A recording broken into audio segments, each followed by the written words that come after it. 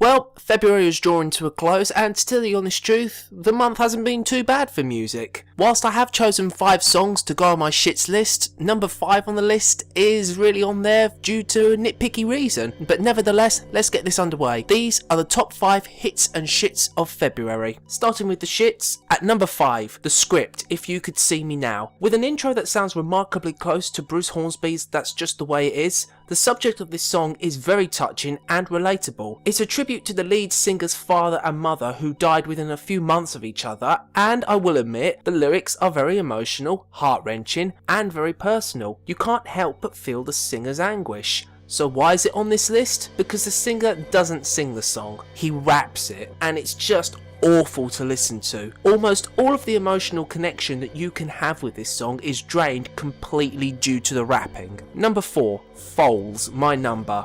Reading the lyrics to this song, it almost feels like the guys just wrote down the first thing that came into their heads and stuck with it, point blank refusing to improve on what they came up with, and it shows. I have no idea what this song is supposed to be about, and the lyrics hardly make any sense. Now, none of the lines rhyme with one another, the music verges on the edge of annoying, and the most pleasing thing about this song is when the mute button has been hit. Number 3, Drake, Started From the Bottom. A song that Drake describes as a description of his rise from the bottom to the position he's in now, wishing to silence those who say that he bought his way into that position. Whilst a recycled subject for rappers, I can't begrudge Drake for wanting to set the record straight. What I can begrudge him though is completely alienating the listener by dropping the N-word and fuck every 2 seconds in this song, all the while bragging about how much he apparently earns for every show he does, as well as the fact that he wears his chains even when he's at home. Unfortunately, they're not to a pair of cement shoes about to be thrown into the ocean. I really like to see how he copes starting from that bottom. Number 2,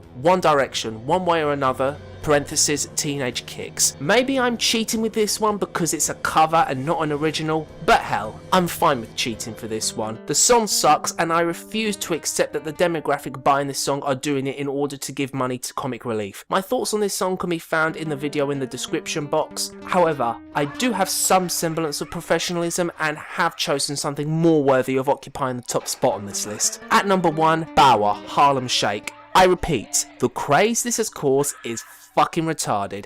Plus, it's 30 seconds of a song repeated in order to make a 3-minute 16-second song. Just because it gets popular because a bunch of mentally deficient morons flail like they have Parkinson's to this track, that does not mean that it deserves a place on the charts. The music itself, if you want to call it music, is obnoxious, annoying, and the only place it belongs is buried underneath the 500 pounds of horse shit that Bauer unearthed it from. If this is able to become a dominant track in the charts, I truly do fear for what's going to come in the future, let alone the next 10 months of the year.